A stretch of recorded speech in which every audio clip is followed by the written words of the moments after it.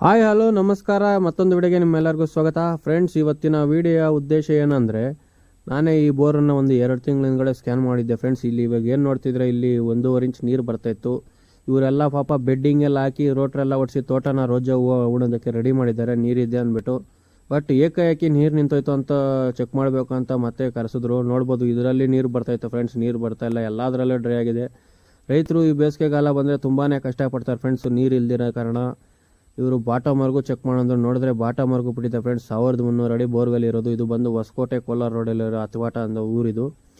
ಅವರು ರೋಜಾ ಗಿಡ ಸಸಿ ನೆಡೋದಕ್ಕೆ ಎಲ್ಲ ರೆಡಿ ಮಾಡ್ಕೊಂಡಿದ್ದಾರೆ. ಬಟ್ ನೀರು ನೋಡ್ಬೋದು ನೀವು ಯಾವ ರೀತಿ ಎಳ್ದಾಗ್ಬಿಟ್ಟಿದೆ ಮೋಟ್ರ್ ಅಂತ.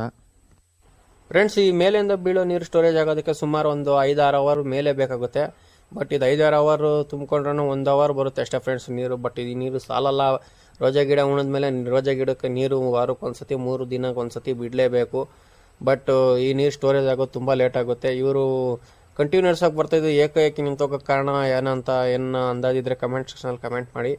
ಈ ಕಂಟಿನ್ಯೂಸ್ ಆಗಿ ನೀರು ಬರಬೇಕಂದ್ರೆ ಮತ್ತೆ ಮಳೆ ಬರಬೇಕು ಫ್ರೆಂಡ್ಸ್. ಮಳೆ ಬಂದು ಕೆರೆಗಳಿಗೆ ಎಲ್ಲ ಕೆರೆಗಳಿಗೆ ನೀರು ತುಂಬಿದ್ರೆ ಮಾತ್ರ ಬೋರ್ವೆಲಲ್ಲಿ ಅತಿ ಹೆಚ್ಚು ನೀರು ಮತ್ತೆ ಬರುತ್ತೆ ಗ್ಯಾಪ್ಸಿಂದ. ಫ್ರೆಂಡ್ಸ್, ಇದೇ ರೀತಿ ನೀವು ಏನೋ ಬೋರ್ವೆಲ್ ಸ್ಕ್ಯಾನಿಂಗ್ ಮಾಡಿಸ್ಬೇಕಂದ್ರೆ ನನ್ನ ನಂಬರ್ ಸ್ಕ್ರೀನ್ ಮೇಲೆ ಇರುತ್ತೆ, ಡಿಸ್ಕ್ರಿಪ್ಷನ್ ಇರುತ್ತೆ, ಯಾರನ್ನ ಕಾಂಟ್ಯಾಕ್ಟ್ ಮಾಡ್ಬೋದು. ನಮ್ಮದು ಹೊಸಕೋಟೆ ತಾಲೂಕು, ಬೆಂಗಳೂರು ಗ್ರಾಮಾಂತರ ಜಿಲ್ಲೆ. ಈ ವಿಡಿಯೋ ಇಷ್ಟ ಆದರೆ ಆದಷ್ಟು ಲೈಕ್ ಮಾಡಿ, ಶೇರ್ ಮಾಡಿ ಹಾಗೂ ಫಾಲೋ ಮಾಡ್ಕೊಳ್ಳಿ. ಮುಂದಿನ ವಿಡಿಯೋದಲ್ಲಿ ಸಿಗೋವರೆಗೂ